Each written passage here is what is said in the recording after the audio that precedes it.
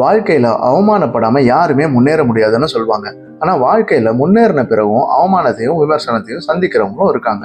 நம்ம life ups and downs நிறைஞ்சது தான். யாருக்குமே லைஃப் ஒரே நேர்கோட்டில் போயிட்டு இருக்காது. எல்லாருக்குமே IQ intelligent quotient, EQ emotional quotient இருக்கும். ஆனால் வாழ்க்கையில் பெரிய சர்க்கிள்கள் எதிர்கொள்றதுக்கு நமக்கு எஸ்கியூ ரொம்ப முக்கியம். எஸ்கியூ தான் ஸ்பிரிச்சுவல் கோஷன்ட். எஸ்கியூ இருந்தால் தான் வாழ்க்கைன்ற பயணத்தில் பெரிய பள்ளத்தில் விழுந்தா கூட மீண்டு எழுந்து வரலாம்.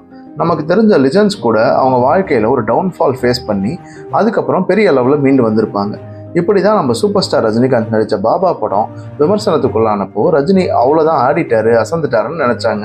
நம்ம முன்னாள் இந்திய கிரிக்கெட் டீம் கேப்டன் டோனி எவ்வளவோ சாதனைகள் பண்ணியிருந்தாலும் இப்போ ஐபிஎல்ல Chennai Super Kings team performance சரியா இல்லாததுனால ரொம்ப கிரிட்டிசைஸ் பண்ணப்படுறார். இந்த மாதிரி ஃபேஸில் இந்த லெஜண்ட்ஸ் எல்லாம் கிரிட்டிசிசம்க்கு மனம் உடஞ்சிடாமல் தைரியமாக அதை ஃபேஸ் பண்ணுறாங்க.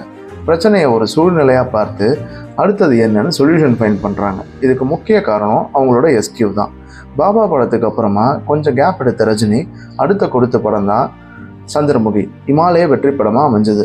அந்த வெற்றிக்கு ரஜினி சொன்ன காரணம் இறைவன் அருள். மகேந்திர சிங் தோனி ஒவ்வொரு கிரிக்கெட் சீசனுக்கு முன்னாடியும் அவரோட இஷ்ட தெய்வமான மாதேவரி துர்க்கையம்மன் கோவிலுக்கு போயிட்டு சாமி கும்பிடுறது வழக்கம்.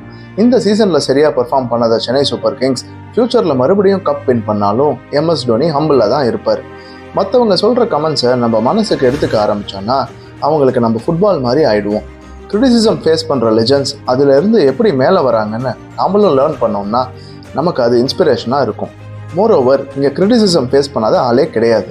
திருவண்ணாமலை மகான் யோகிராம் சுரத்குமார் விமர்சனத்தை பற்றி என்ன சொல்கிறாருன்னா, இந்த உலகத்தில் யாருமே விமர்சனமின்றி இருக்க முடியாது. எல்லா மகான்களும் விமர்சிக்கப்பட்டிருக்காங்க. ராமரும் கிருஷ்ணரும் இன்னைக்கு வாழ்ந்திருந்தா கூட அவங்களும் விமர்சிக்கப்பட்டிருப்பாங்க. விமர்சனத்தை தாங்கிக் கொள்ள வேண்டும், அதுக்காக ஓடி போயிட வேணாம். யோகிராம் சுரத்குமார்.